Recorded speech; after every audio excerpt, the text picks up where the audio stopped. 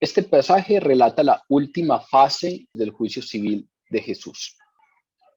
Hace 8 días vimos la primera fase de Jesús ante Pilatos y ahora vamos a ver la segunda fase de Jesús ante Pilatos. En la mitad de estos dos momentos de Jesús ante Pilatos hay una fase, hay un juicio civil que es ante Herodes Antipas. Sin embargo, Juan en su evangelio omite la audiencia de Jesús ante Herodes Antipas. Nosotros podemos referenciar ese suceso en el Evangelio de Lucas. Si vamos al Evangelio de Lucas, en el capítulo 23, Lucas relata que después de esa primera audiencia ante Pilatos, en donde Pilatos dijo, yo no hallo ningún delito en él, vaya, llévenlo ante Herodes, que es a quien le corresponde por el lugar donde él nació. Esa parte de ir ante Herodes, Juan no la toma y retoma después de que él viene de estar en audiencia ante Herodes y de nuevo está en una audiencia ante Pilatos. Lo interesante es que Juan nos muestra siempre a Jesús en control de la situación, nos permite entender la dignidad de Jesús y la majestad de Jesús aún en los momentos más difíciles de entender estos atributos. Nos ha presentado un Jesús glorioso y soberano en la traición, en el arresto, en ese primer juicio religioso, y nos va a presentar ahora en este final de este juicio civil a un Jesús digno, a un Jesús soberano, a un Jesús que sabe en manos de quién está su vida y en manos de quién está todo lo que hace. Y entonces, aún en medio de un Jesús que se presenta golpeado, arrestado, atado, sentenciado a muerte, aún en medio de una escena en donde hay un Jesús que totalmente herido está siendo llevado a ser crucificado. Aún en esa situación, Juan nos muestra a un Jesús Dios.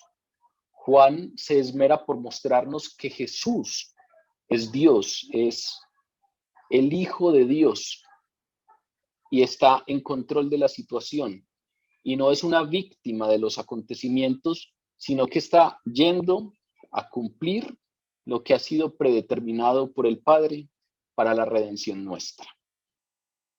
Esa figura de Jesús, Juan la compara o la contrasta con una figura de Pilatos débil, una figura de un gobernante terrenal como Poncio Pilato, vacilante, que pierde el control de la situación, que no es justo, que se deja presionar y que finalmente se apresura a sentenciar a muerte a un hombre inocente. Vamos entonces a leer el texto para que comencemos a conversar al respecto de esta segunda fase del juicio civil de Jesús y de lo que Dios quiere enseñarnos a través de él. Juan, capítulo 18, versículo 39 a capítulo 19, versículo 16. Pero ustedes tienen la costumbre de que les suelte a un prisionero en la Pascua. ¿Quieren pues que les suelte al rey de los judíos? Entonces todos dieron voces de nuevo diciendo, no a este, sino a Barrabás. Y Barrabás era ladrón. Así que entonces tomó Pilato a Jesús y le azotó. Y los soldados entretejieron una corona de espinas y la pusieron sobre su cabeza y le vistieron con un manto de púrpura y le decían, salve rey de los judíos, y le daban bofetadas. Entonces Pilato salió otra vez y les dijo, mirad, os lo traigo fuera, para que entendáis que ningún delito halló en él. Y salió Jesús, llevando la corona de espinas y el manto de púrpura. Y Pilato les dijo, he aquí el hombre. Cuando le vieron los principales sacerdotes y los alguaciles dieron voces diciendo: crucifícale, crucifícale. Pilato les dijo: tómenle ustedes y crucifíquenle, porque yo no hallo delito en él. Los judíos le respondieron: nosotros tenemos una ley, y según nuestra ley debe morir, porque se hizo a sí mismo hijo de Dios. Cuando Pilato oyó decir esto, tuvo más miedo, y entró otra vez al pretorio y dijo a Jesús: ¿de dónde eres tú? Mas Jesús no le dio respuesta. Entonces le dijo Pilato: ¿a mí no me hablas? ¿No sabes que tengo autoridad para crucificarte y que tengo autoridad para soltarte? Respondió Jesús: ninguna autoridad tendrías contra mí si no te fuese dada de arriba. Por tanto, el que a ti me ha entregado, mayor pecado tiene. Desde entonces procuraba Pilato soltarle, pero los judíos daban voces diciendo: si a este sueltas, no eres amigo de César. Todo el que se hace rey a César se opone. Entonces Pilato, oyendo esto, llevó fuera a Jesús y se sentó en el tribunal, en el lugar llamado el Enlosado, y en hebreo Gábata. Era la preparación de la Pascua y como la hora sexta. Entonces dijo a los judíos: he aquí vuestro rey. Pero ellos gritaron: fuera, fuera, crucifícale. Pilato les dijo: ¿a vuestro rey he de crucificar? Respondieron los principales sacerdotes: no tenemos más rey que César. Así que entonces lo entregó a ellos para que fuese crucificado. Tomaron pues a Jesús y le llevaron.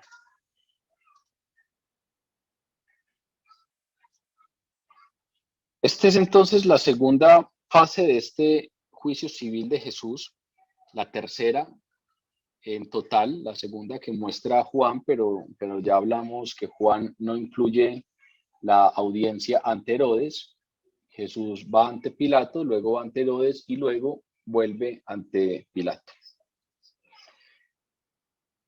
Si ustedes ven, aquí hay dos figuras muy interesantes que Juan quiere contrastar. Jesús, que humanamente hablando puede parecer la víctima, y Poncio Pilato, que humanamente hablando es aquel que tiene el control, es aquel que tiene el poder, es aquel que humanamente hablando tiene la sartén por el mango, tiene el ejército que lo protege, tiene el dinero sobre el cual soportarse, tiene el prestigio para tener una reputación adecuada, tiene todo lo que el mundo ofrece y lo que muy seguramente muchos de nosotros, humanamente hablando, desearíamos o deseábamos. Y Juan nos presenta precisamente a ese modelo de prestigio del mundo, a ese que llegó a una posición alta, porque no solamente era un soldado raso, no solamente era cualquier político, sino que había llegado a tener una posición alta. En su carrera tenía éxito, profesionalmente era exitoso, económicamente era exitoso, reputacionalmente era exitoso. Cosas con las que nosotros medimos el bienestar, cosas con las que incluso nosotros medimos la bendición de Dios. Nosotros solemos medir la bendición de Dios con asuntos de prosperidad económica, con asuntos de tener un buen trabajo, con asuntos de tener una buena reputación, con asuntos de tener un buen nombre, con asuntos que terminan siendo los mismos parámetros que el mundo nos propone y que tienen que ver mucho más con el mundo que con Dios. A esa figura de poder, de prestigio, a esa figura de poderío económico y militar, esa es la figura con la que Juan hoy contrasta a un Jesús que está siendo juzgado. Y si ustedes ven, hay ciertas características muy interesantes que en este texto que acabamos de leer, Juan le pone a Poncio Pilatos. Él quiere hacer algo, pero no lo puede hacer. Finalmente, él quiere soltarle, pero no termina soltando a Jesús. Dice en algún momento Juan que al oír estas cosas Poncio Pilato tenía más miedo. Uno pensaría que el que debería tener miedo era Jesús, porque lo estaban azotando, porque lo iban a matar, a crucificar, pero resulta que es el que tiene el poder, que es el que tiene el prestigio, que es el que tiene el dinero, al que se le salen de control las situaciones, el que tiene miedo, el que no sabe cómo actuar, el que no tiene finalmente la sartén por el mango. Y aún en medio de esa situación tan difícil, aún en medio de esa situación en donde humanamente hablando podríamos entender a Jesús como una víctima, Juan nos presenta a un Jesús que está en control, a un Jesús que sabe de quién depende, a un Jesús que sabe claramente cuáles son las circunstancias humanas, pero también sabe claramente qué es la soberanía divina. Sabe claramente quién es el que realmente tiene el poder. Sabe claramente en manos de quién realmente está su vida. Ese es el texto que hoy nos presenta Juan en medio de estos versículos. Comienza Juan a presentarnos unas propuestas fallidas de Pilato. El texto, la gran primera parte del texto, son unas propuestas fallidas de Pilato, como que Pilato, sabiendo que es el gobernador, sabiendo que tiene el poder, hace propuestas, pero son fallidas. Tiene propósitos, pero son propósitos fallidos. Dice del capítulo 18, versículo 39 al versículo 7 del 19. Ustedes tienen la costumbre de que les suelte a un prisionero en Pascua. ¿Quieren pues que les suelte al rey de los judíos? Pero el pueblo le dijo, no a este sino a Barrabás. Y Barrabás era ladrón. Y entonces hizo la segunda parte Pilato. La primera propuesta fue, se los voy a soltar porque es Pascua. La segunda propuesta es, tomó Pilato a Jesús y le azotó. Y los soldados entretejieron una corona de espinas y se la pusieron en la cabeza y lo hicieron con un manto púrpura.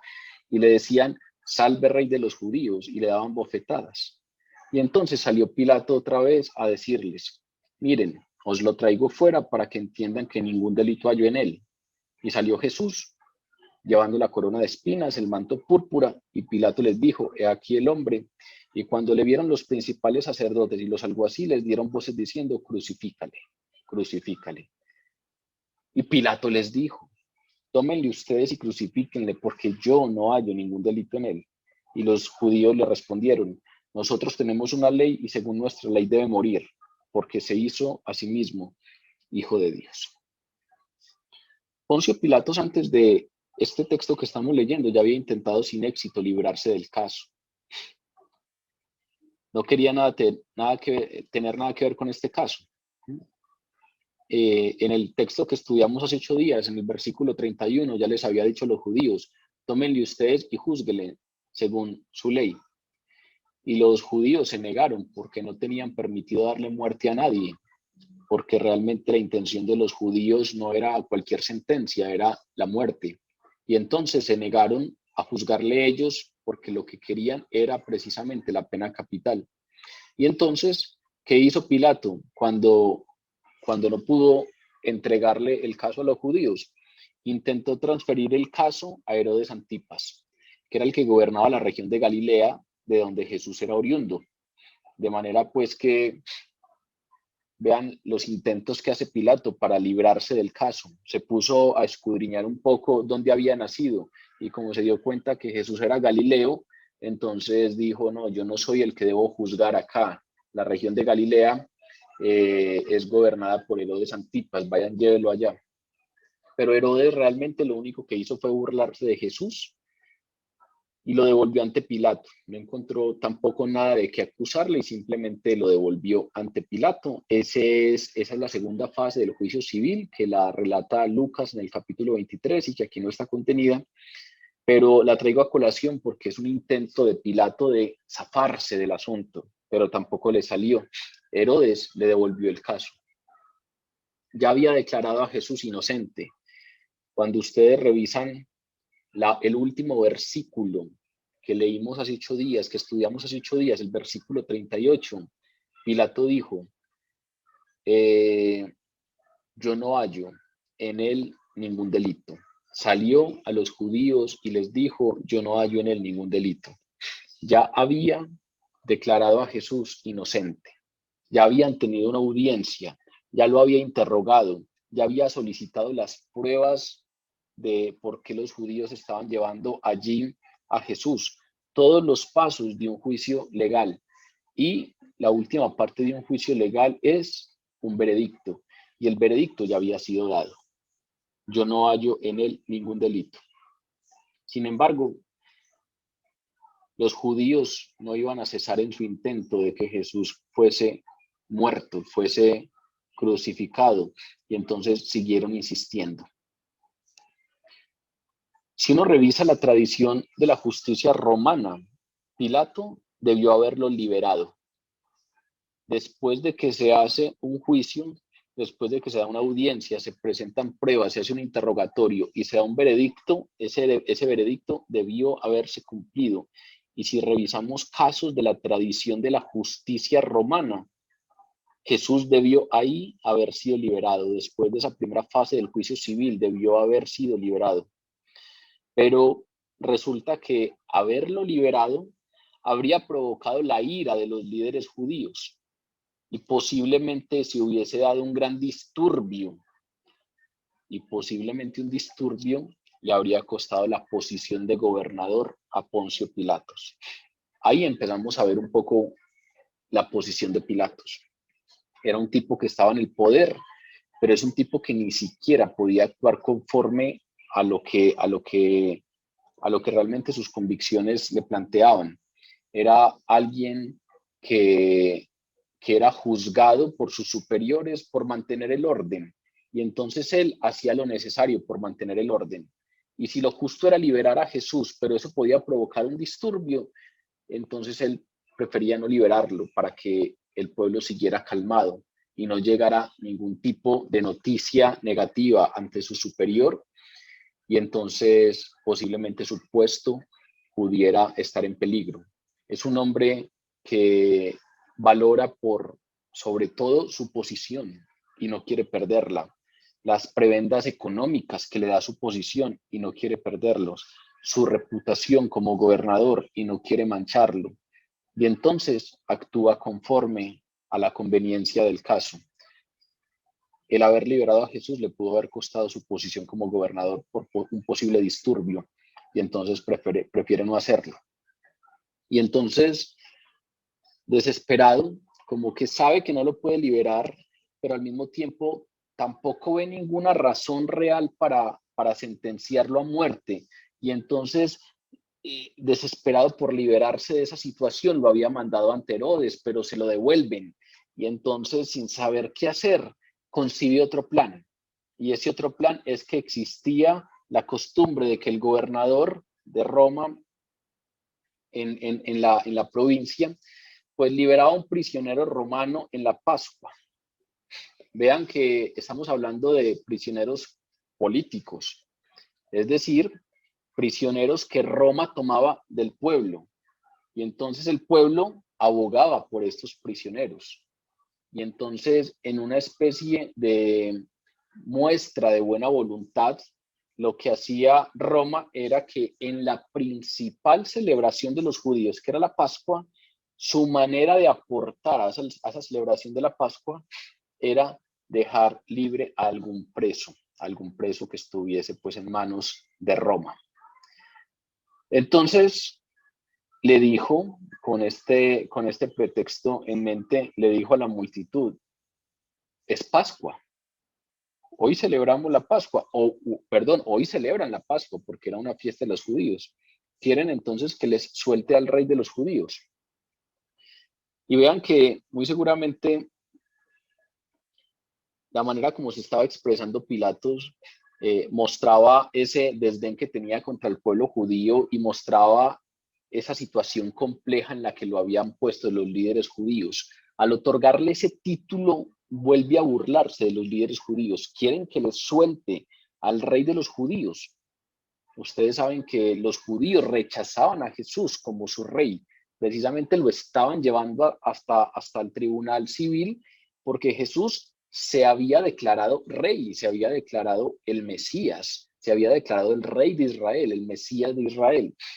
Y lo último que querían los judíos era que se le diera ese título a Jesús, ese título que finalmente Pilato constantemente les repite y se los pone en cara, y que incluso es el título que hace poner en la cruz, Inri, es decir, el rey de los judíos. Ese era un título que disgustaba a las autoridades judías. Ustedes sabrán, y lo estudiaremos más adelante, que apenas las autoridades judías se dieron cuenta del título que estaba allí en la cruz, intercedieron ante las autoridades romanas para que se cambiara, para que no dijera el rey de los judíos, sino para que dijera el que dice ser rey de los judíos. Pero la respuesta de las autoridades judías en ese caso fue: lo que está escrito, escrito quedará. Y por eso hoy conocemos que en la cruz de Jesús aparece este mismo título que Pilato le está dando. Quieren que les suelte al rey de los judíos. Pilato constantemente se refiere a él de una manera burlona contra los judíos como el rey de los judíos. Esa oferta del gobernador parecía una solución lógica al problema.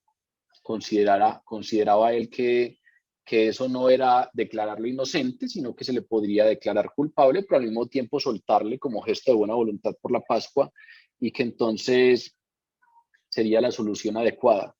Pero resulta que ya el pueblo se había enterado de lo que pasaba. Ustedes recordarán que hace 8 días estudiamos que los judíos llevan a Jesús ante Poncio Pilato a las 6 de la mañana. Era de mañana y ellos entraron al pretorio para no contaminarse. Ellos no entraron al pretorio para no contaminarse. Ese era de mañana, lo estudiamos hace 8 días y llegamos a la conclusión de que muy probablemente eran las 6 de la mañana. Sin embargo, también planteamos que muy probablemente la razón por la cual lo llevaron tan temprano era porque los líderes judíos querían que todo se diera sin mucho revuelo, porque sabían también que así como muchos podían sumárseles para pedir la crucifixión de Jesús, muchos otros creían en Jesús como Mesías. Lo acababan de recibir cuando entró a Jerusalén en un pollino y le habían batido ramas y habían cantado glorias en su honor, y que entonces también se podía generar una gran revuelta. Pero ya Jesús había ido ante Herodes Antipas, habían pasado las horas. Ahora nos vamos a dar cuenta que en este texto Juan otra vez nos referencia a la hora. Más adelante nos dice, era la hora sexta. Los judíos comienzan a contar las horas a partir de las 6 de la mañana. Entonces la hora sexta eran las 12 del día. Jesús muere cerca de la hora novena, es decir, las 3 de la tarde, pero aquí la hora sexta son cerca de las 12 del día. Entonces ahí ya llevamos más o menos 6 horas en todo este asunto de ese juicio civil. Y ya el pueblo se despertó, y ya el pueblo se dio cuenta de lo que pasaba, y ya muchos llegaron allá al pretorio, y entonces los líderes judíos han venido hablando con muchos de ellos para conspirar contra Jesús. Se había unido una gran multitud en el pretorio. Juan tampoco lo dice, pero si ustedes leen esta historia en el Evangelio de Mateo, Mateo nos dice que ya en este momento se había reunido una gran multitud a la salida del pretorio. Ya no eran solamente los líderes judíos, Jesús y Pilato. Ya había una gran multitud. En el capítulo 27 de Mateo nos hablan de que ya el pueblo se había despertado y había una gran multitud allí. Y Pilato sabía que muy probablemente muchos de los que estaban allí eran los que habían aclamado a Jesús como rey esa semana, al inicio de esa semana, lo que nosotros celebramos el Domingo de Ramos. Y entonces, muy seguramente por eso se le pasó por la cabeza: les voy a proponer que se los libero. Y muchos del pueblo no estarán de acuerdo con los líderes judíos, y pedirán su liberación. Esperaba poner a esa multitud en contra de los líderes judíos para forzar una liberación de Jesús, pero subestimó la resolución que tenían los líderes judíos, subestimó la capacidad que tenían los líderes judíos, los sacerdotes principales, para convencer a la multitud. Subestimó la inconstancia de la multitud. Esa multitud que un día está con Jesús y al otro día está en contra. Esa multitud que un día está cantando vítores, diciendo, alabado sea el Hijo de David, gloria, boleándole ramitas, lo que, vuelvo y repito, celebramos el Domingo de Ramos, pero unos días después está gritando, crucifícale, crucifícale. Esa multitud inconstante que se deja llevar por las modas, esa multitud inconstante que se deja llevar por los movimientos en masa, esa multitud inconstante que oye de oídas cosas, le gusta ir a chismosear, a husmear qué es lo que hay por ahí, y se le pegan los comportamientos de los demás, entonces levantan las manos y alaban y cantan si hay que cantar y alaban si hay que alabar, pero son comportamientos externos, sin entrañas. Porque después, cuando la moda es gritar crucifícale, a ellos también se les pegan esos comportamientos y también gritan crucifícale. Y cuando la moda es vitorear para que el liberado sea Barrabás, a ellos también se les pega eso, para que el liberado sea Barrabás. Inconstancia. Esa duda constante, esa tibieza de estar allí, de estar allá, esa falta de resolución para que a pesar de las circunstancias, a pesar de lo que se esté viviendo, yo tengo una resolución clara frente a mi seguimiento de Jesús. Pilato subestimó esa inconstancia de la multitud y seguramente no creyó que si hacía unos días le habían recibido como rey, unos 3 días o 4 días después iban a pedir lo contrario. Pero resulta que las multitudes son así. Resulta que las multitudes son inconstantes. Resulta que la multitud nos lo muestra Juan constantemente en su evangelio, sobre todo en el capítulo 6, después de la multiplicación de los panes. La multitud un día está tan deslumbrada con Jesús y tan encantada con Jesús que, dice Juan mismo, estaban buscándolo para hacerlo rey por la fuerza. Pero después de que Jesús se da cuenta de ello, pronuncia el discurso del pan de vida. Quien no come de mi carne y bebe de mi sangre no tiene parte en mí. Pronuncia ese discurso que, si uno lo revisa en términos humanos, políticos, es el discurso más impopular de Jesús. A nosotros que nos encantan las predicaciones que hacen que vengan un montón al grupo y se llenó esto de gente, y nosotros que a veces medimos incluso el respaldo de Dios a nuestros ministerios en términos de cantidad. Lo hemos hablado en otras ocasiones. Uno escucha constantemente en la iglesia expresiones como el grupo se está llenando, Dios nos está respaldando. Y si no se estuviera llenando, ¿qué? El respaldo de Dios lo medimos en términos de cantidad. El respaldo de Dios lo medimos en términos de muchedumbre, no necesariamente de profundidad, no necesariamente de honestidad en la conversión. Pues Jesús, cuando tenía el más popular de los ministerios, predicó el discurso más impopular que aparece en la palabra. Y después de esa predicación de Jesús, que es la predicación del pan de vida, todos se fueron, todos le dejaron. Y ahí es cuando Jesús le pregunta a sus discípulos, ¿ustedes también quieren irse? Y ahí es cuando Pedro le responde, Señor, ¿a quién iremos si solo tú tienes palabras de vida eterna?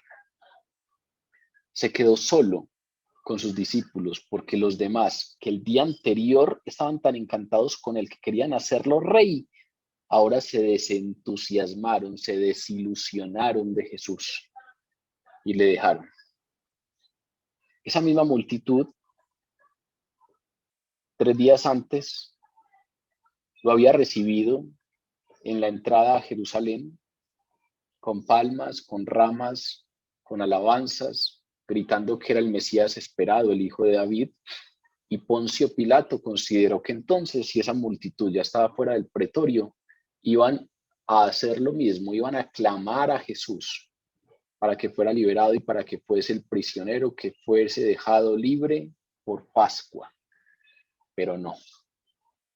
Subestimó el poder de influencia de los principales sacerdotes. Subestimó lo inconstante que son las multitudes.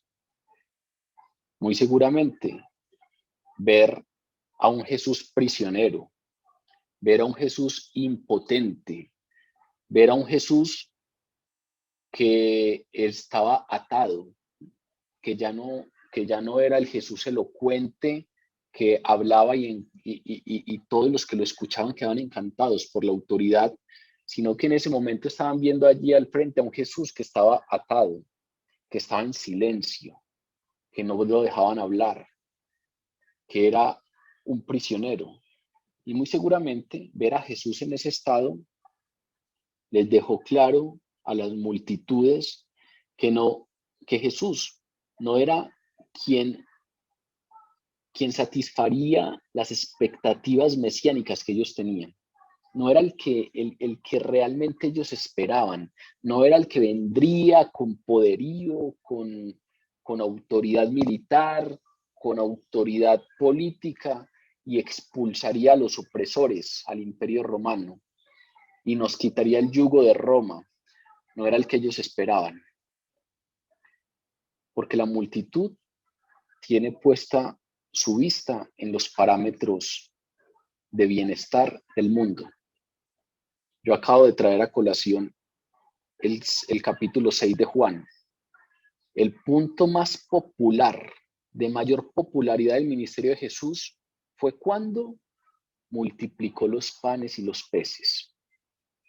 Eso tiene que ver con alimento, eso tiene que ver con bienes materiales, eso tiene que ver con confort, con satisfacción, con barriga llena, con sentir que no me hace falta nada.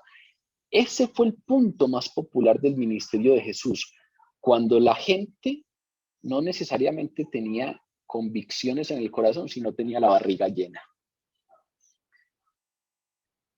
Y en cambio, cuando Jesús al otro día se levantó a dar convicciones de corazón, convicciones doctrinales claras y dijo, el que no come de mi carne y de mi sangre no tiene parte en mí, ahí ya ese discurso no me llena el estómago, ya ese discurso no me habla de prosperidad económica, ya ese discurso no me habla de que nunca me va a pasar nada, de bienestar en términos mundanos, y entonces ya no me gusta tanto. Y se han dado cuenta que muchas veces la manera como intentamos extender el evangelio se parece más a la multiplicación de los panes que al discurso del pan de vida. Ven a Jesús y se acaban tus problemas. Ven a Jesús y Él puede reparar tu quiebra económica. Ven a Jesús y Él te puede dar el trabajo soñado. Ven a Jesús y Él te puede dar el esposo que le estás pidiendo, la esposa que le estás pidiendo. Ven a Jesús y Él te puede sanar. Y todas esas cosas son ciertas, pero como ya lo mencionamos anteriormente, la palabra es clara cuando dice, esos son añadiduras. Busca primero el reino de Dios y su justicia y todo lo demás será añadido. Eso es el centro del evangelio. Y en ocasiones, queriendo tener multitudes y queriendo tener salones llenos, hacemos de las añadiduras el centro del evangelio. ¿Por qué? Porque las multitudes buscan las añadiduras. Este texto nos deja muy claro eso. Cuando Jesús entró montado en un asno, cuando Jesús fue recibido por la multitud como el rey que podría encabezar una rebelión militar, una rebelión de guerrillas para derrocar al Imperio Romano, Ahí la multitud estaba con él.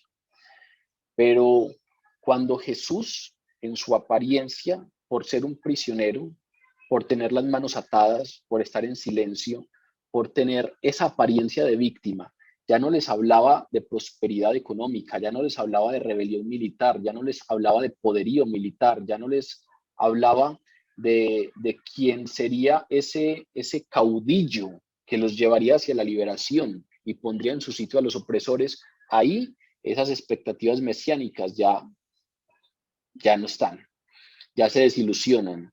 Y entonces eso permitió que los principales sacerdotes pudieran manipularlos fácilmente para que gritaran: a este no, libera a Barrabás.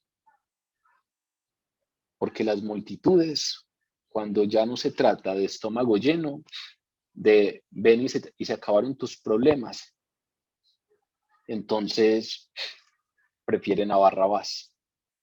Entonces todos dieron voces de nuevo diciendo: no a este, sino a Barrabás. Y Juan nos da una notica al pie, una notica ahí aclaratoria. Y Barrabás era ladrón. Sin embargo, no era un ladronzuelo común y corriente. Si revisamos lo que dice Mateo sobre Barrabás, en el Evangelio de Mateo capítulo 27, nos dice que él era un preso famoso, no era un ladrón cualquiera, él era un preso famoso.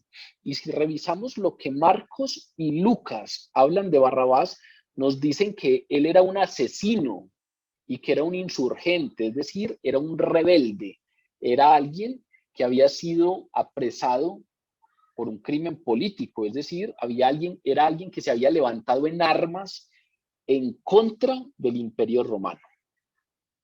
Entonces, si miramos lo que dice Juan, pero lo contrastamos con lo que dice Mateo y con lo que dice Marcos y con lo que dice Lucas, porque en los 4 evangelios nos hablan de Barrabás, nos daremos cuenta que no era simplemente un ladronzuelo corriente, era un preso famoso, era un asesino que cuando por obtener lo suyo, por obtener su ganancia, por obtener lo que quería robar, le era necesario matar a alguien, lo mataba. Y fuera de eso, cuando fue necesario levantarse en armas para obtener alguna ganancia, lo había hecho. Y entonces era un preso famoso, era un ladrón reconocido por sus crímenes. E irónicamente, los líderes judíos exigían condenar a Jesús por rebeldía, pero estaban exigiendo la liberación de Barrabás, que era un rebelde reconocido, que era reconocido por todo el pueblo por su rebelión, por su insurgencia. De manera pues que aquí empezamos a darnos cuenta que en este juicio no hay para nada un interés de justicia.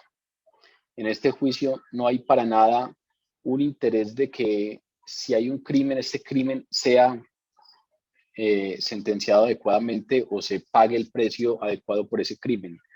Porque recuerden que los judíos se presentaron ante Poncio Pilato diciendo que Jesús era un rebelde, que Jesús estaba siendo rey y que por lo tanto estaba creando un movimiento para irse en contra del César.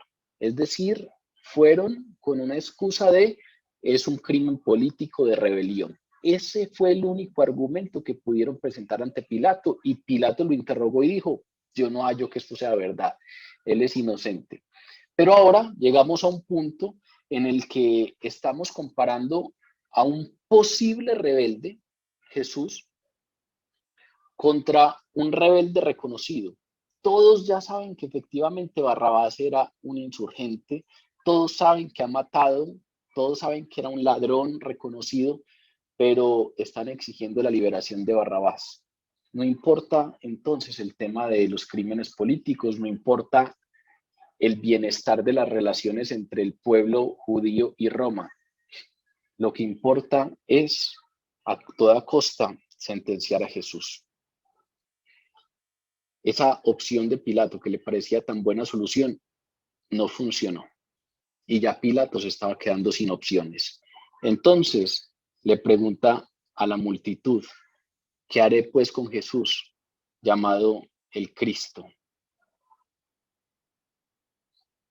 Esa es una pregunta fundamental que traje a colación, porque aunque no está en Juan, está en el Evangelio de Mateo. Después de que Pilato pone a Barrabás y a Jesús y dice, ¿a quién les libero? Y la gente elige a Barrabás. Mateo dice que ya sin opciones, Pilato dice, ¿qué haré con este? ¿Qué haré pues con Jesús llamado el Cristo? Y esa es una pregunta fundamental. Esa es una pregunta transversal, porque no es una pregunta solo de Poncio Pilato, sino que es la pregunta que divide en dos nuestro destino eterno. ¿Qué haré pues con Jesús? ¿Qué haré con Jesús llamado el Cristo? Le pregunta a la multitud, ¿qué haré con él? Y según el capítulo 27 de Mateo, la multitud gritó unánimemente que sea crucificado. Y entonces, según Lucas, en un intento por calmarlos, Lucas nos dice que los azotes a Jesús, porque uno lee este texto de Mateo y dice, pero ¿por qué lo azotaron? Si abiertamente Poncio Pilatos está diciendo, yo no hallo nada en él, ¿de qué acusarle? Es inocente. Si él la tenía tan clara, ¿por qué lo azota? Si leemos esta misma historia en el Evangelio de Lucas, Lucas nos dice en el capítulo 23 que lo hizo como un intento por calmar la multitud, porque la multitud estaba yendo a exigir la muerte. Y entonces Poncio Pilatos creyó que con unos buenos azotes la multitud se calmaría un poco y entonces lo mandó a azotar. Pero si ustedes ven, con esto, Pilato no solamente no sabe qué hacer, Pilato no solamente da propuestas que no funcionan, sino que cada vez se hunde más en su injusticia, porque manda castigar brutalmente a quien él ya había declarado inocente. Y no estamos hablando de unos azotes cualquiera. Los azotes eran una forma horrible de castigo.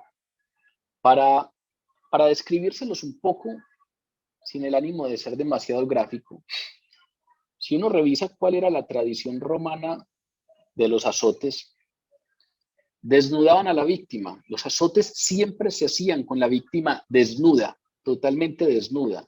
Desnudaban a la víctima y la ataban a un poste. Y habían varios torturadores, normalmente eran 2 o 3, y lo golpeaban por turnos. Si uno revisa la palabra en el Antiguo Testamento, los judíos también tenían dentro de su ley el castigo de los azotes, pero la ley judía determinaba un máximo de azotes de 40 azotes. En el libro de Deuteronomio, capítulo 25, se dice directamente que el máximo número de azotes que se le da a un sentenciado deben ser 40 en la ley judía. Y si ustedes revisan, en la práctica judía se daban máximo 40. Es más, los judíos siempre hablaban de la sentencia máxima es 40 menos 1.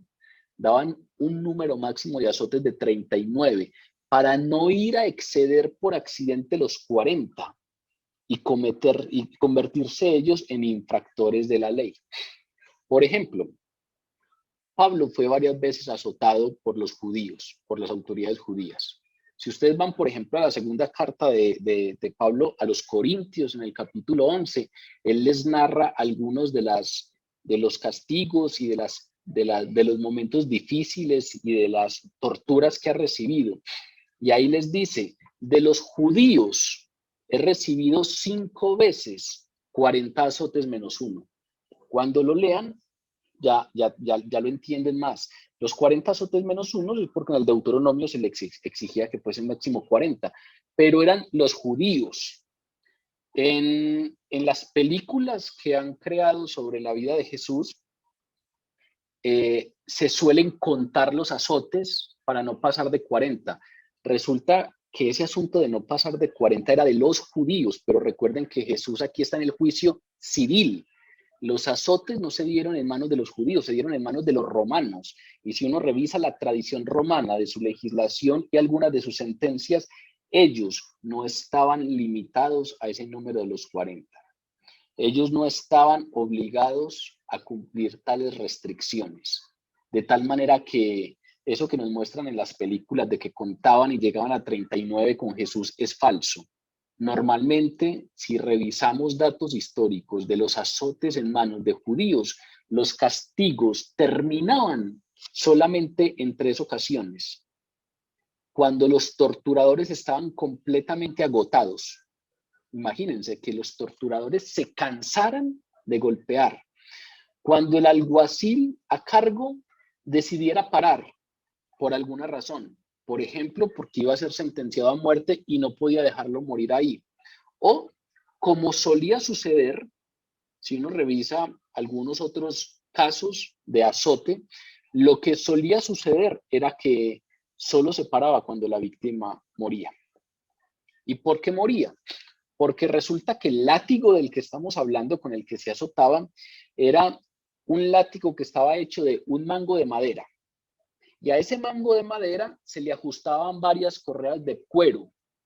Y en la punta de las correas de cuero habían piezas óseas, es decir, piezas de huesos animales, o piezas metálicas que estaban ahí ensartadas al final de esas correas. Y esas piezas de hueso o esas piezas metálicas tenían unos ganchos afilados y con forma de U, de tal manera que ante cada golpe se clavaban en la carne y ese movimiento hacia afuera de los torturadores hacía que la carne se desgarraba. De manera pues que cuando hablamos de azotes no es que le peguen con una vara, no es que le peguen con un látigo, no.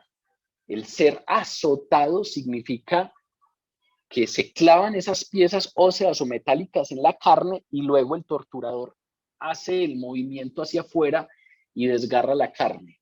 Como resultado, el cuerpo de las personas que eran azotadas quedaba tan rasgado que normalmente los músculos, los huesos, las venas y muchos órganos internos quedaban expuestos, porque perdían gran cantidad de sangre y perdían gran cantidad de la cobertura de la piel y de la carne.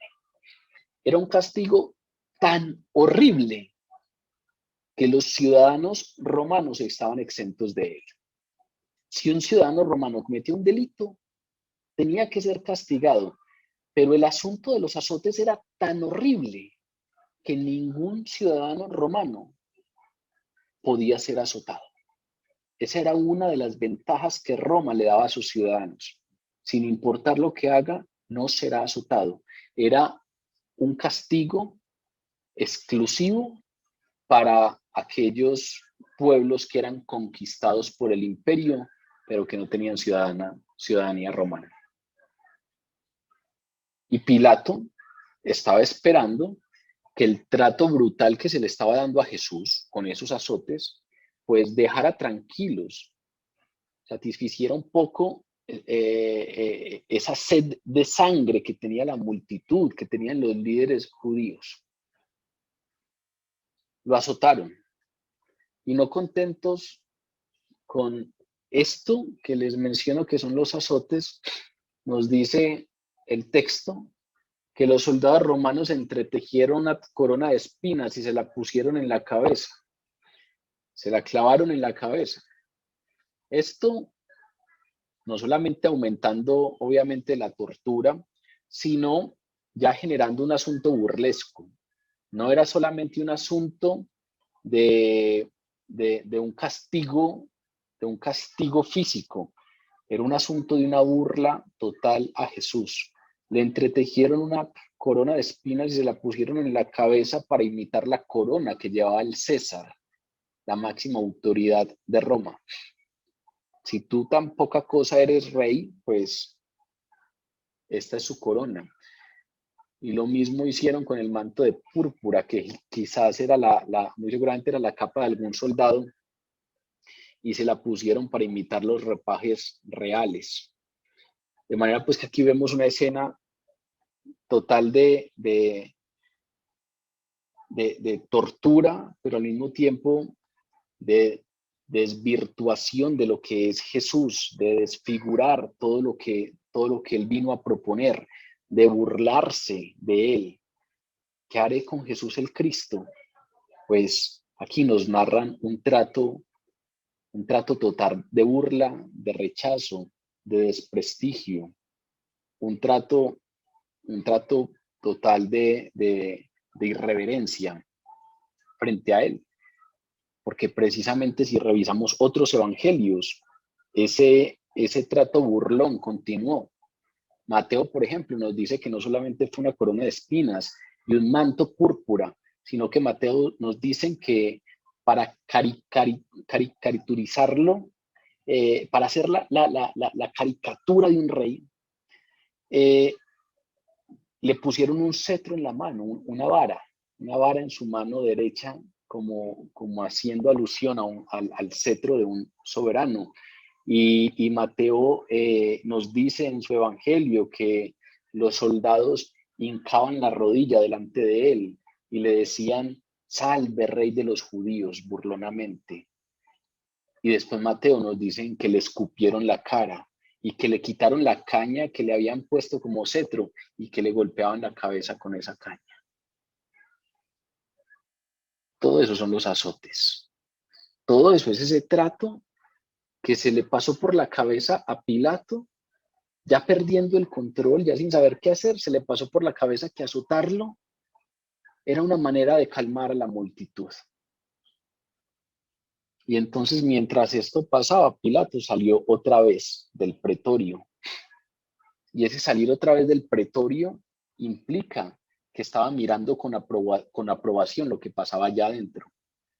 No detuvo lo que estaba pasando, no detuvo muy seguramente el exceso de violencia, porque sabemos que Jesús quedó tan mal herido después de esos azotes que no fue capaz de cargar su cruz durante todo el camino al Gólgota, que tuvo que ser ayudado, precisamente porque había perdido sangre, precisamente porque había quedado totalmente malherido. Normalmente los que crucificaban quedaban irreconocibles.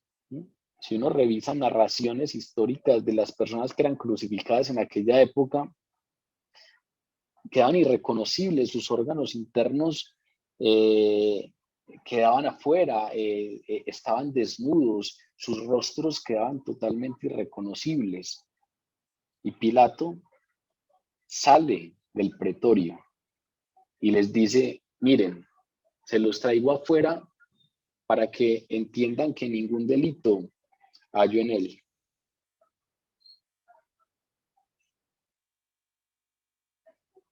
Si ustedes ven, hay una contradicción inmensa en todo lo que estamos leyendo. Hay una contradicción inmensa en lo que está pasando acá. Acaban de azotar a Jesús como si fuese el peor de los criminales con castigos como el que acabo de describir, pero luego viene Poncio Pilato, que acaba de aprobar lo que pasa allá adentro, ni siquiera les dijo no lo hagan de una manera tan intensa, ni siquiera paró el asunto de la burla, que no hacía parte del castigo romano, el tema de la corona y el tema del cetro y el tema de escupirle, no hacía parte del castigo que había sido aprobado por él. Él, aprobando todo eso, sale y dice, entonces Pilato salió otra vez y les dijo, miren, lo traigo fuera para que entiendan que ningún delito hallo en él. Y salió Jesús llevando la corona de espinas y el manto de púrpura. Y Pilato les dijo, he aquí el hombre. Estaba sangrando por causa de los azotes, por causa de la corona de espinas. Muy seguramente tenía ya la cara amoratada e hinchada por los golpes. Parecía todo menos un rey. Y Pilato precisamente esperaba que esa imagen golpeada saciara la sed de sangre y por el contrario, despertara simpatía en la multitud y entonces calmara un poco los ánimos de quienes pedían que fuese crucificado. Si ustedes ven, aquí ya Pilato le llama de otra manera. Aquí ya Pilato no le dice el rey de los judíos, sino que salió después Jesús llevando la corona de espinas y el manto de púrpura, y Pilato les dijo, he aquí el hombre. Ya no le dice como les dijo anteriormente. Y muy seguramente lo hace porque quiere enfatizarle a los judíos que ese hombre que allí no representa ningún peligro para ellos ni para Roma, que no es un rebelde, que no hay delito alguno.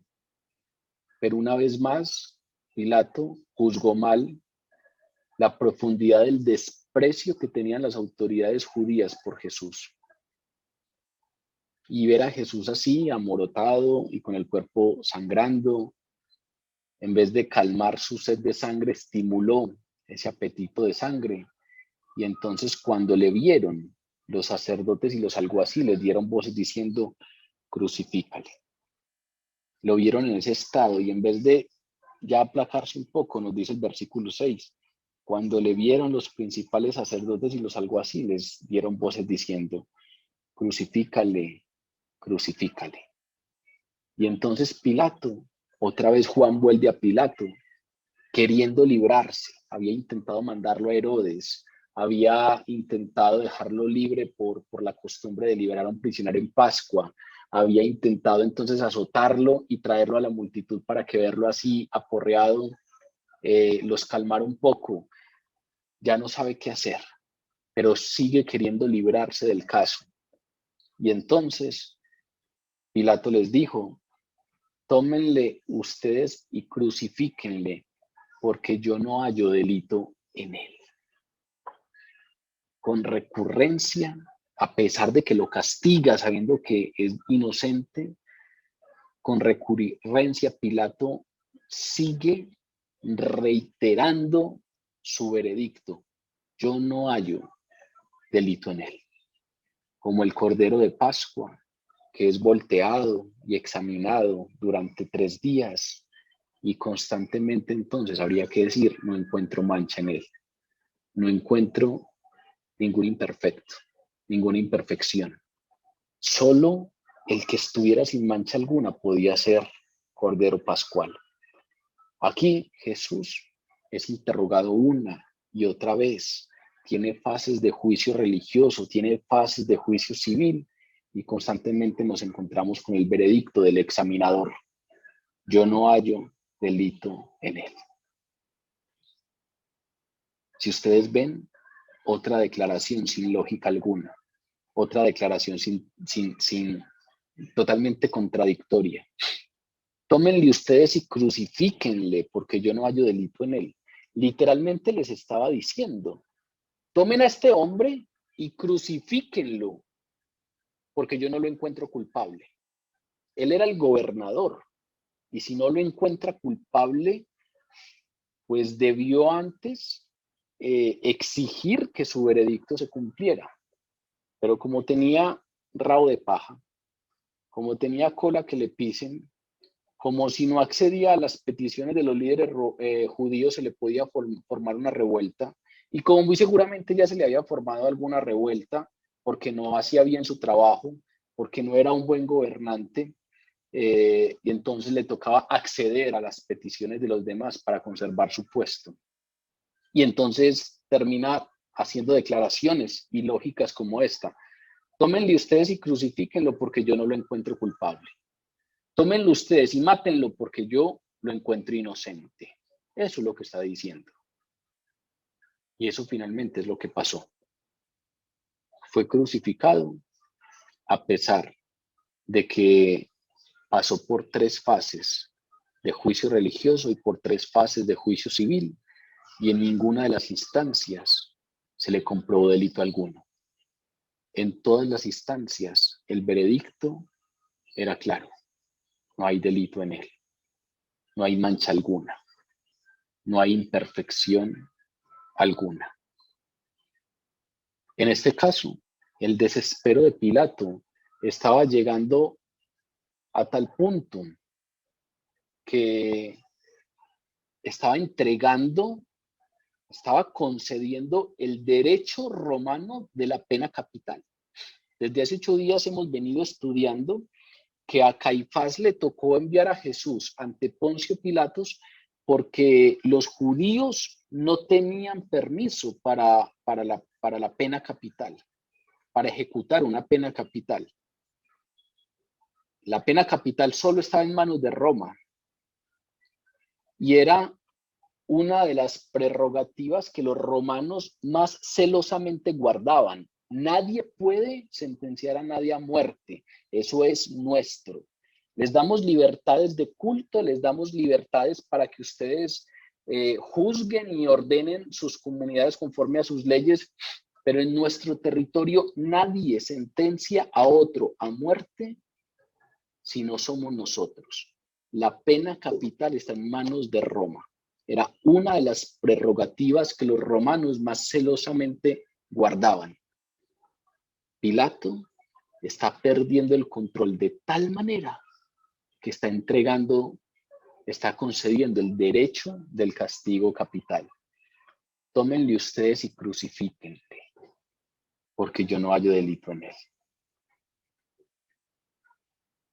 Dándose cuenta entonces los líderes judíos que ya no tenía la sartén por el mango, que ya Pilato no tenía ningún control de la situación, le respondieron: nosotros tenemos una ley y según esa ley debe morir. Y le recordaron a Pilato que Jesús ya había sido juzgado por tribunales religiosos, porque Jesús, antes de ir a Pilato, recuerden, había pasado primero por Anás, luego pasó por el Sanedrín, dirigido por Caifás. Allí se dio la sentencia de muerte, pero recuerden que una ley judía le prohibía al Sanedrín dictar sentencia de pena capital en la noche, y entonces suspendieron la sesión y convocaron al Sanedrín para la mañana temprano. Se volvieron a reunir en la mañana temprano, esa es la tercera fase del juicio religioso de Jesús, y se le sentencia a muerte.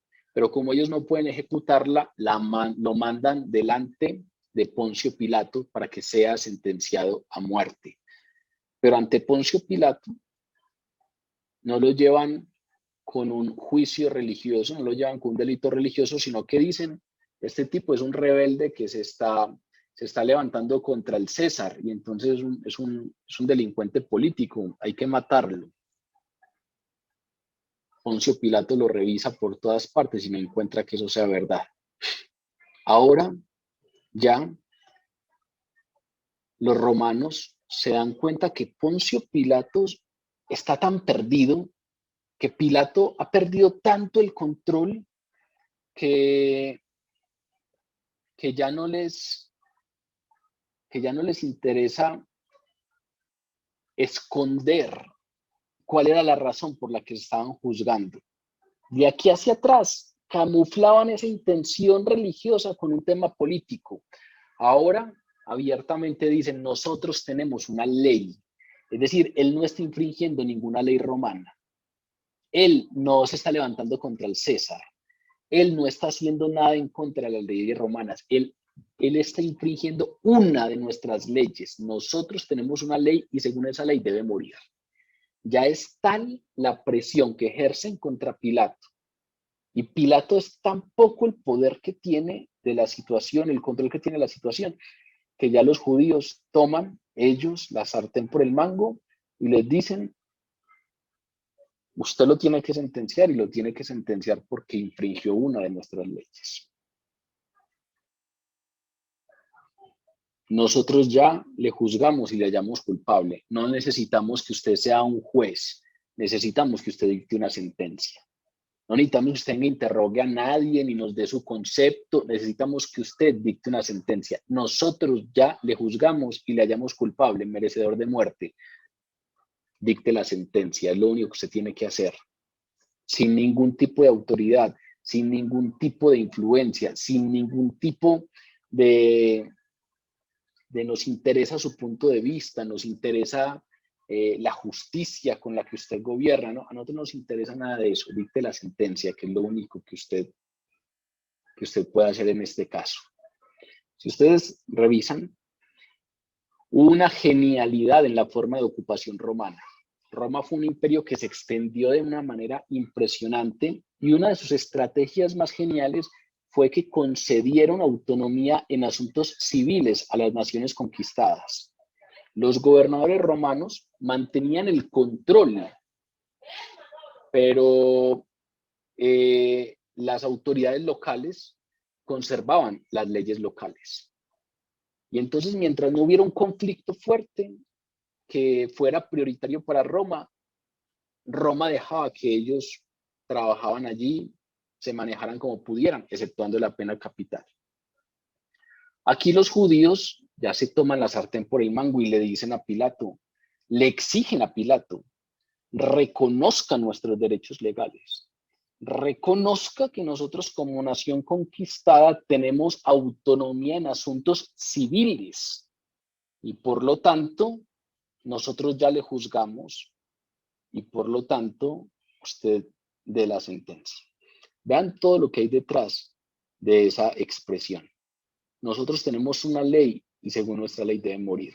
Es una expresión que nos muestra una postura de los judíos totalmente diferente a cuando llegaron por allá en la mañana al pretorio. Ya están montados en la situación. Ya son los que ejercen presión. Tras fracasar en ese motivo político, ya los judíos lo que querían era que Jesús fuera sentenciado basándose en la ley religiosa. ¿Y cuál era el delito según la ley religiosa? El delito según la ley religiosa es, según el texto, que se hizo igual a Dios. Los judíos le respondieron, nosotros tenemos una ley y según nuestra ley debe morir porque se hizo a sí mismo hijo de Dios. Usó el nombre de Dios en vano. Muy seguramente tenían en mente Levítico 24:16. Si ustedes van y leen Levítico 24:26, encontrarán que el texto dice, y el que blasfemar el nombre del Señor debe ser muerto. Toda la congregación lo apedreará, así el extranjero como al natural. Si blasfemare el nombre de Dios, que muera. Todo aquel que según ellos utilizaba mal el nombre de Dios y hacerse hijo de Dios era parte de eso, debía morir. De tal manera que aquí ya se quitan la apariencia, el velo. Ellos no vienen a presentar a Jesús porque sea una amenaza contra el César. No lo vienen a presentar por un tema de rebelión política. Lo vienen a presentar porque dijo ser el Hijo de Dios. Y para ellos esa era una ofensa gravísima. Para ellos eso era blasfemia. Cuando Jesús ante el Sanedrín dijo que era el Hijo de Dios, el sumo sacerdote rasgó sus vestidos y gritó blasfemia. Según la ley judía, el que blasfemara debía morir. ¿Qué pasaba aquí? Pues de nuevo viene la pregunta que aparece en el Evangelio de Mateo. ¿Qué haré con Jesús, llamado el Cristo? Las autoridades judías tenían una ley. El que blasfeme debe morir. Jesús se declaró hijo de Dios. Hay dos opciones. O es verdad o es un blasfemo. Este es uno de los puntos interesantes de entender que el Evangelio nos lleva a ver a Jesús como Dios o a verlo como un gran pecador. Esos puntos medios que nos aparecen en algunas religiones de que Jesús fue un gran maestro moral, que éticamente es admirable, que no es Dios, pero que lo debemos seguir porque éticamente y moralmente es irreprochable, son falsos. Porque Jesús se hizo igual a Dios, porque Jesús se atribuyó el poder de perdonar pecados, de tal manera que o era verdad lo que decía y era Dios, o era un blasfemo, o era un petulante. De manera pues que hay dos caminos, no hay punto medio, no hay forma de verlo como un gran maestro moral. O es un blasfemo que merece la muerte, o es Dios. ¿Qué haré con Jesús llamado el Cristo? Para las autoridades judías, todo lo que decía Jesús era falso. Él no era el Mesías. Por lo tanto, merecía la muerte y debía ser sentenciado a muerte. Solo hay dos caminos. O creer que Él es el Hijo de Dios, que Él es Dios, o estar al lado de la multitud gritando, crucifíquele, crucifíquele. Porque si no es Dios, entonces automáticamente tiene que ser un blasfemo que según la ley merece la muerte. Ese es el punto por el cual las autoridades judías están ante las autoridades civiles de Roma exigiendo que Jesús sea sentenciado a muerte y que se ejecute la pena.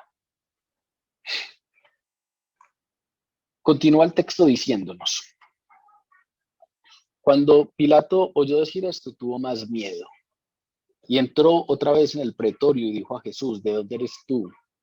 Mas Jesús no le dio respuesta. Entonces le dijo Pilato: ¿a mí no me hablas? ¿No sabes que tengo autoridad para crucificarte y que tengo autoridad para soltarte?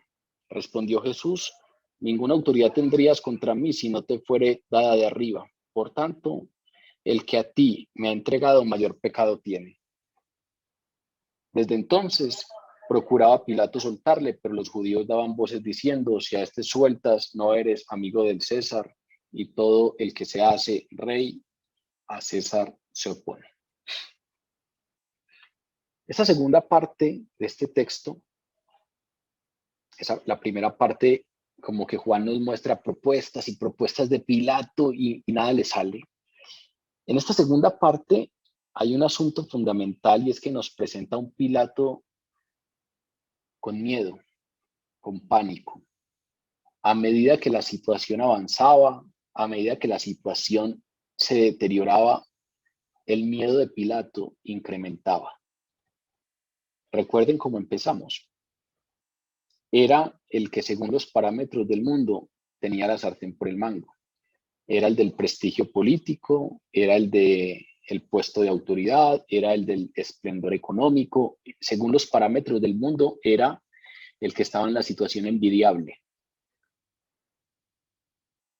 Al otro lado está Jesús, seguramente ya irreconocible, con moretones, seguramente con su carne desgarrada, ensangrentado, pero a medida que va avanzando la situación, el que es dominado por el miedo es Pilato. Cuando Pilato oyó decir esto, tuvo más miedo. Cuando oyó a los líderes judíos decir que Jesús afirmaba ser hijo de Dios, tuvo más miedo. Y eso se explica en que los romanos, la mayoría de ellos eran supersticiosos. Y muy seguramente entonces tenían la costumbre de pensar en poderes sobrenaturales que podían dominarles y que podían influir sobre ellos. Y entonces pensar que Jesús fuera un hombre con poderes divinos lo llenó de miedo. ¿Por qué? Porque acababa de golpear, acababa de mandar a azotar a quien podría usar sus poderes sobrenaturales para vengarse de él. Fuera de eso, aunque Juan no lo menciona, Mateo sí, la esposa de Pilato tuvo un sueño. Mateo 27:19 dice: y estando Pilato sentado en el tribunal, su mujer le mandó a decir: no tengas nada que ver con este justo, porque hoy he padecido mucho en sueños por causa de él. No solamente Pilato, sino que la esposa de Pilato, cuando se refiere a Jesús, lo declara inocente. Recuerden que el término justo aquí es libre de todo pecado. No tengas nada que ver con este justo, porque hoy he padecido mucho en sueños por causa de él. Ese sueño de la esposa de Pilato muy seguramente alimentó el miedo supersticioso que tenía Pilato. Y entonces, llenándose de miedo, tomó a Jesús con él y entró en el pretorio otra vez y le preguntó: ¿de dónde eres tú? La pregunta no tenía nada que ver con lo terrenal. ¿Por qué? Porque Pilato ya sabía que era Galileo. Si nos vamos al Evangelio de Lucas y vemos que precisamente Lucas nos dice que Pilato se lo envió a Herodes Antipas porque Herodes era el gobernante de Galilea y que entonces, como Jesús era oriundo de Galilea, debería estar allá. Esa decisión previa de enviarlo ante Herodes nos da a entender que Pilato tenía total claridad de que Jesús era Galileo. Por lo tanto, la pregunta no tenía nada que ver con el origen terrenal de Jesús. No tenía nada que ver con la residencia terrenal de Jesús. La pregunta de Pilato estaba relacionada con la naturaleza de Jesús. ¿Pertenecía al reino de la tierra, al reino terrenal o al reino de los dioses? Esa es la pregunta de Pilato. Y Jesús no le da respuesta. Jesús ya le había dicho, recuerdan hace 8 días la primera conversación de Pilato y Jesús en la primera sesión del juicio civil. Jesús ya le había dicho que su reino era de otro reino. El versículo 36 del capítulo 18 dice, respondiendo Jesús le dijo, mi reino no es de este mundo. Si mi reino fuera de este mundo, mis servidores pelearían para que yo no fuera entregado a los judíos, pero mi reino no es de aquí. Jesús ya le había dicho que su reino no era de este mundo, que era rey de otro reino. Y entonces ahora no le vuelve a repetir la respuesta. Hace un silencio sentencioso. Y ese silencio sentencioso, digo que es sentencioso porque la palabra también nos dice que hay un tiempo para creer, hay un tiempo para venir delante de Dios, hay un tiempo para arrepentirse de los pecados, hay un tiempo en el que está la puerta abierta y ese tiempo es el término de la vida. Una vez exhalemos nuestro último aliento, ahí ya se acabó nuestro tiempo, ya se acabó nuestra oportunidad. Eso hay que repetirlo y lo tenemos que tener presente, porque a veces aplazamos las cosas, porque a veces sabemos que incluso hay miembros de nuestra familia que no son creyentes y aplazamos la conversación con ellos, porque tenemos amigos que no son creyentes y lo aplazamos, porque nosotros mismos aplazamos nuestra conversión sincera y total. Hay un tiempo de gracia, pero ese tiempo cesa. Y después de ese tiempo, dice la palabra, Dios los apartará. Aquí Jesús está haciendo un juicio sentencioso. Ya no iba a repetir lo que había dicho. Y aquí está diciendo, la verdad ya te fue expuesta, ya la verdad te fue declarada. Tú decides si la rechazas o la aceptas, pero no recibirás más respuestas. Jesús da un silencio sentencioso, un silencio que irrita a Poncio Pilatos, porque irritado le dijo, a mí no me hablas, a mí no me respondes, sabiendo que tengo dignidad y poder, no me respondes una pregunta a mí. ¿No sabes que tengo autoridad para crucificarte y que tengo autoridad para soltarte? Pero la presunción de Pilato no era cierta. Esa presunción arrogante de Pilato no era cierta, porque ante esa aseveración, ahí sí exclamó Jesús, ninguna autoridad tendrías contra mí si no te fuese dada desde arriba. Otra vez, responsabilidad humana y soberanía divina. Pilato es responsable de sus acciones, pero lo que le estaba pasando a Jesús le estaba pasando por soberanía divina, porque con determinación, con previa determinación, se había planeado la salvación, se había definido el plan de redención. Ya ha llegado mi hora. Para esto he nacido. Para esto he nacido. No voy a beber la copa que se me es dada a beber.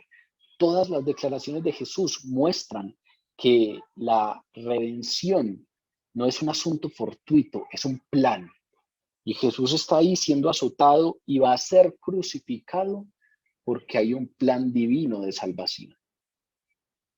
Y Pilato es responsable. El hecho de que haya un plan no exonera de responsabilidad a Pilato, pero está la soberanía divina.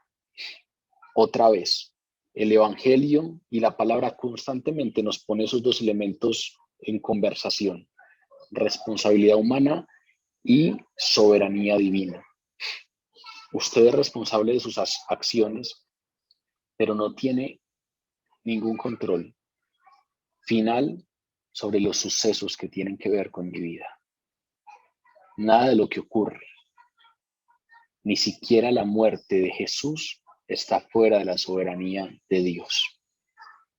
Frente a eso que está viviendo Jesús, ahí hay una enseñanza tremenda de Jesús para nosotros. Frente a eso que está viviendo, frente a los golpes que acaba de recibir, frente a este nuevo interrogatorio, frente a la muerte que se le viene, frente a esa oposición del mal tan directa, que no solamente es escarnio físico, sino burla, escupitajos en el rostro, ironías, caricaturizaciones acerca de que es el rey de los judíos por parte de los romanos. En medio de esa oposición tan directa del mal frente a él, ante él, Jesús encuentra un consuelo. ¿Cuál es el consuelo de Jesús? Se consuela en el control soberano del Padre. Ninguna autoridad tendrías contra mí si no te fuese dada desde arriba. Y reconocer la soberanía divina a veces es fácil en momentos fáciles. En medio de la bendición, a veces es fácil levantar los ojos al cielo y decir gracias, Señor. O cuando tenemos un problema y milagrosamente se soluciona, es muy fácil reconocer la soberanía y decir gracias, Señor, porque fuiste tú. Pero aquí Jesús, humanamente hablando, no tiene solución a la vista. Acaba de ser escarmentado. Se están burlando de él y va para la muerte. Pero en medio de toda situación, aún en medio de la mayor oposición, aún en medio de la situación más difícil, Jesús nos señala en dónde está el consuelo, el control soberano del Padre. Jesús aquí nos está diciendo, Dios no solamente se ocupa de ustedes cuando les va bien. Dios no solamente se ocupa de ustedes, el Padre no solo se ocupa de ustedes cuando el problema se soluciona. El Padre está en control, soberano. Dios se ocupa de ustedes. El Padre se ocupa de ustedes. Fue la enseñanza constante de Jesús. Han visto los pajarillos que ni siembran ni cosechan y nunca les falta, pues cuánto más valiosos son ustedes para el Padre que los pajarillos. Han visto las flores del campo, que ni aun Salomón con todo su esplendor se vistió como una de ellas. Pues si Dios les da el rocío a la hierba del campo que hoy está y mañana se seca, cuánto más no está pendiente de ustedes, cuánto más no está al tanto de todo lo que tiene que ver con ustedes. El control soberano, no solo en los momentos en donde su mano es fácil de ver, no solamente en los momentos que son fáciles de vivir, el control soberano de Dios en todos los momentos. Dios está en control. Sin importar la situación, Dios está en control. Su situación no es la excepción. Su situación no va a ser la primera que le queda grande a Dios. Dios está en control. Aún en medio de la gran oposición que estaba experimentando Jesús, se consuela en el control soberano del Padre. No tendrías ninguna autoridad contra mí si no te fuese dado desde arriba. Aunque Pilato fuera culpable, pues al parecer hay alguien que tiene más culpa, dice Jesús. Por tanto, el que a ti me ha entregado, mayor pecado tiene. No se está refiriendo a Judas, porque Judas no fue el que lo entregó a Pilato. Judas lo entregó a los judíos. Particularmente la referencia aquí se hace a Caifás. Caifás era el gobernador romano. Caifás era el sumo sacerdote y fue el responsable de llevar a Jesús ante el gobernador romano. Y era más culpable que Pilato por dos razones. Primero, porque él había sido testigo de primera mano de lo que Jesús hacía. Es decir, había visto evidencia directa de que Jesús era el Mesías. Lo había escuchado, había visto sus milagros. Es más, había investigado sus milagros. Él mandó a investigar el milagro del ciego de nacimiento. Interrogaron a sus padres y se dio cuenta que efectivamente había nacido ciego. Y aún después de saber que la evidencia mostraba que ese hombre hacía cosas que ningún otro hombre hacía, aún así tercamente enceguecido estaba llevándolo a la sentencia a muerte. Pilato no evidenció pruebas de que Jesús fuera el Hijo de Dios. Caifás sí. Pero fuera de eso, lo que se le está imputando a Jesús era un asunto religioso. Es decir, Caifás fue el que inició el juicio. Caifás fue el que puso en esa situación a Pilato. Por eso aquí Jesús dice, por tanto, el que a ti me ha entregado mayor pecado tiene. Pero Pilato nada que se convencía de que fuera culpable. Entonces dice el texto, sigue el texto diciéndonos, desde entonces procuraba Pilato soltarle. Pero los judíos daban voces diciendo, si lo sueltas, no eres amigo de César, porque todo el que se hace rey a César se opone. Si ven, el control de Pilato es tremendamente escaso. Es ese control efímero que a veces queremos tener nosotros. Ese control con el que a veces nos tranquilizamos porque creemos que las cosas dependen de nosotros y descansamos porque entonces ya tengo mis ahorros o porque ya tengo tal contrato o porque ya contraté tal seguro. Sí, tenemos que ser responsables. Pero si ven, la vida cambia de una manera tan drástica en cualquier momento que finalmente la única actitud sensata es reconocer que realmente el control lo tiene Dios, que nosotros humanamente hacemos lo que humanamente es responsable y entonces ahorramos y entonces somos precavidos y entonces cumplimos con nuestro trabajo, pero nuestras vidas están en manos de Dios. Es Él quien soporta nuestras vidas, nuestro destino y nuestra suerte está en manos de Él. Él es el único que tiene el control total. Si ven, aquí precisamente Juan nos presenta una figura que pareciera ser la encarnación del control, del prestigio, de todo lo que mundanamente tiene o cumple con los parámetros de bienestar y de éxito. Pero finalmente hay expresiones como esta. Desde entonces procuraba Pilato soltarle.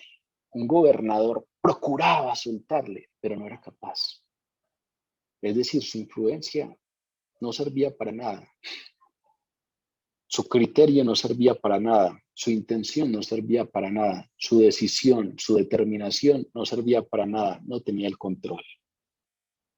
Si lo sueltas, no eres amigo del César. Ahí hay otra ironía hipócrita y corrupta por parte de los líderes judíos, porque los líderes judíos odiaban a Roma. Y ese odio a Roma, precisamente esa espera del Mesías para salir de la opresión romana, daba a entender que eran todo menos amigos del César. Por lo tanto, ellos mismos también se oponen al César. Hipócritamente están vitoreando el coro para que se haga lo que quieren y para que Jesús finalmente fuese llevado a muerte. Entonces Pilato, oyendo esto, llevó fuera a Jesús y se sentó en el tribunal, en el lugar llamado el Endosado. Ya no sabía nada qué más hacer Pilato. Esa amenaza de los judíos finalmente lo abrumó.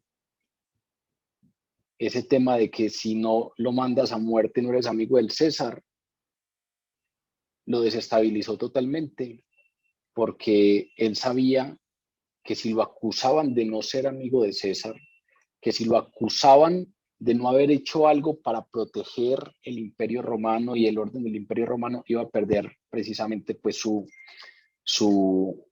posición, su prestigio, todas las comunidades con lo que contaban. Y entonces eso fue lo que hizo que pronunciara una sentencia distinta. Hace 8 días terminamos con el versículo 38, con una sentencia clara. Yo no hallo en él ningún delito. Los judíos presionaron.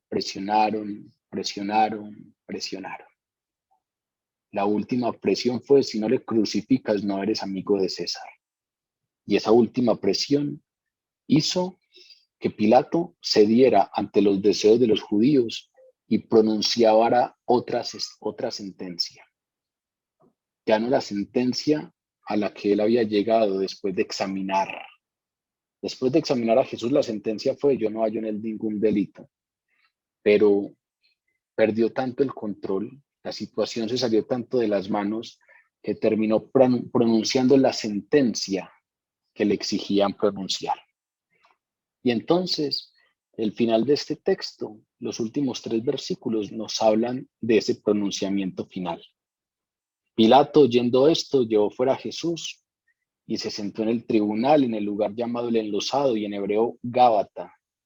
Era la preparación de la Pascua y como la hora sexta, cerca de mediodía.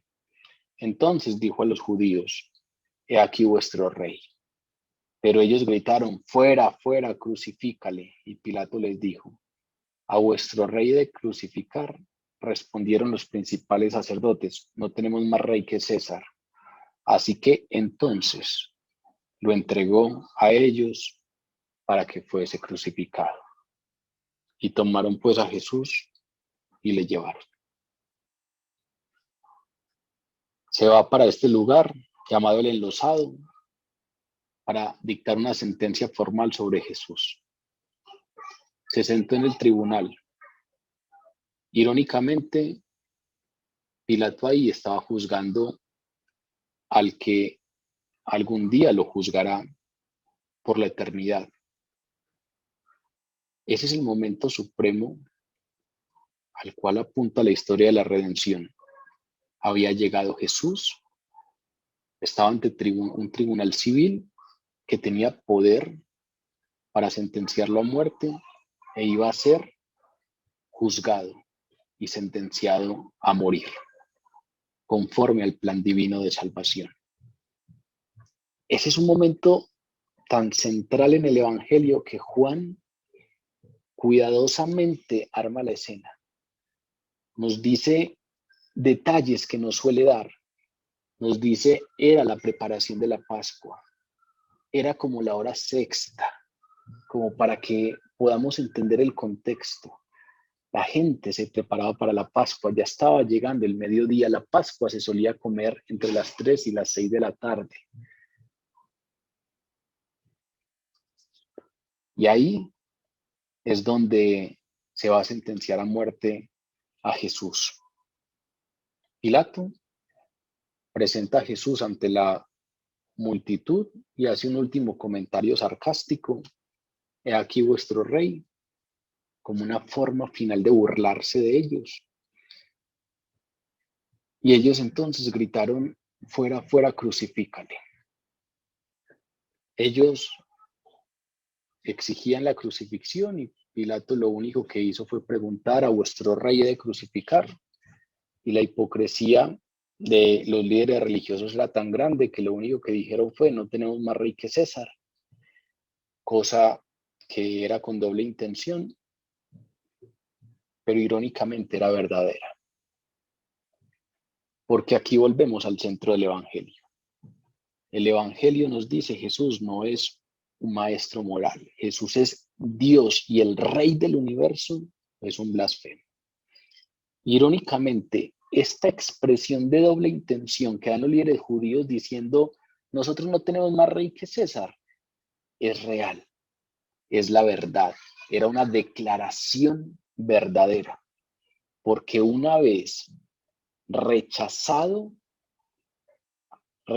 Jesús, habiendo rechazado al rey mesiánico, no les quedaba otro rey, no les quedaba sino el rey del mundo, César. El Evangelio lo dice claramente: no se puede seguir a dos señores, o al mundo o a Dios. Pero también el Evangelio nos da a entender que siempre se sigue a uno. No se puede seguir a dos señores, pero normalmente también nos está diciendo, quítese ese velo de encima. Siempre usted está siguiendo a uno. O usted sigue a Dios, o usted sigue a su Señor el mundo y camina en torno a lo que los parámetros del mundo le plantean. Pero usted siempre tiene un Señor en función de quién ajusta su vida. Después de rechazar a Jesús, efectivamente no les quedaba sino un Señor. No tenían más rey que César. Eso, si ustedes lo revisan con cuidado, irónicamente es otra blasfemia. Cuando ellos, como representantes del pueblo judío, dicen, el pueblo, nosotros, no tenemos más rey que César, lo que están haciendo es,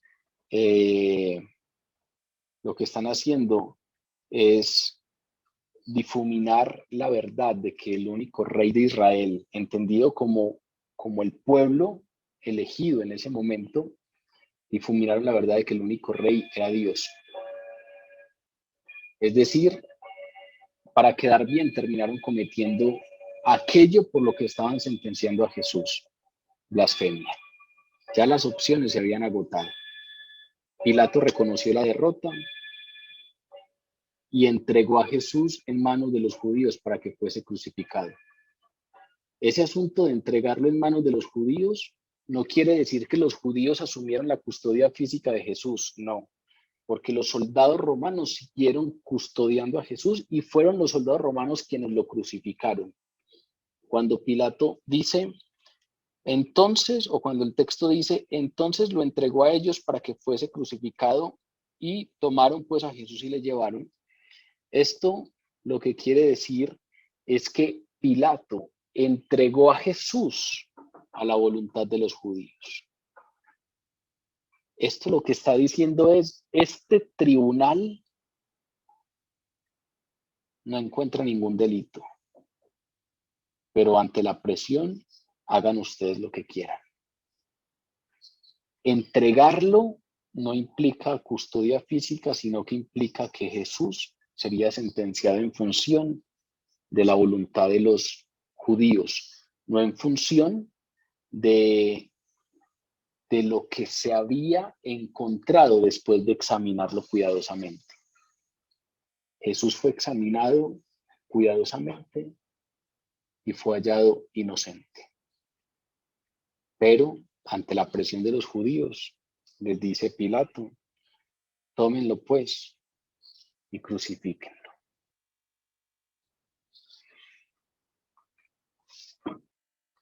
Cual nos presenta a un Pilato con un dilema claro. ¿Qué haré pues con Jesús llamado el Cristo? Pero resulta que ese dilema lo enfrentan o lo enfrentamos todas las personas. ¿Qué haré con Jesús? Usted hoy ha escuchado hablar de Jesús. Puede que sea la primera vez que lo hace o puede que sea la enésima vez que lo hace. Y frente a esas verdades que usted está escuchando, pues solamente tiene dos alternativas. Rechazarle, ponerse del lado de quienes lo rechazaron y crucificaron, o reconocerlo como Señor y Salvador. Y de lo que usted haga en función de esas dos alternativas depende su destino eterno. Porque dice la palabra que solamente hay un camino. Dice la palabra que solamente podemos ser salvos a través de Jesús, quien murió por nosotros para redimirnos de nuestros pecados. Usted entonces decide qué hacer con Jesús, llamado el Cristo. O rechazarle y enfrentar condenación eterna, o reconocerlo como Señor y Salvador y obtener salvación.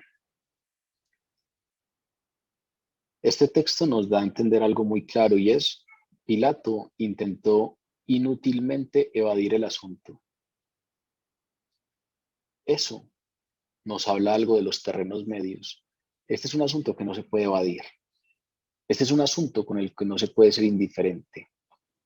Así como dijo Jesús, El que no es conmigo es contra mí, y el que no recoge conmigo desparrama, pero no hay términos medios. O usted es o no es. O está a favor, o es uno de su rebaño, o está en contra, o le rechaza. No se puede hacer lo que pretendía Pilato, evadir el asunto, estar en la mitad, ser indiferente.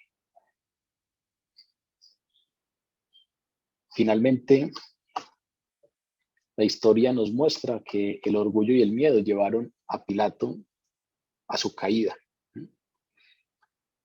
Se alineó con quienes crucificaron a Jesús e históricamente es recordado como un personaje monumentalmente trágico. Tuvo el privilegio de tener una conversación en privado con Jesús. Tuvo el privilegio de recibir revelación de la verdad por parte de Jesús, porque Jesús ante él se presentó directamente como Dios. Mi reinado no es de este mundo. Y no valoró la oportunidad. Se lavó las manos. Intentó ser indiferente. Pero como les digo, no hay indiferencia. No hay puntos medios. No hay tibieza.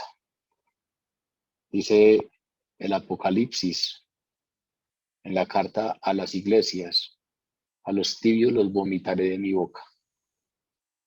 El que no es conmigo es contra mí, y el que no recoge conmigo desparrama. ¿Qué haré yo con Jesús, llamado el Cristo?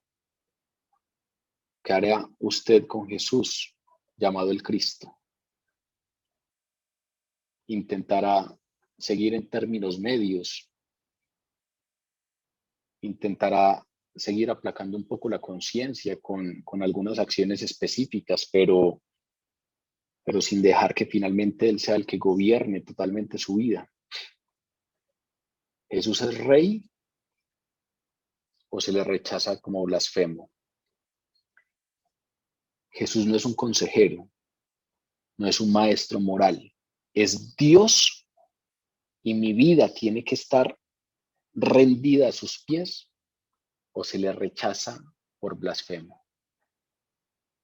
¿Qué haremos pues con Jesús, llamado el Cristo? Vamos a orar.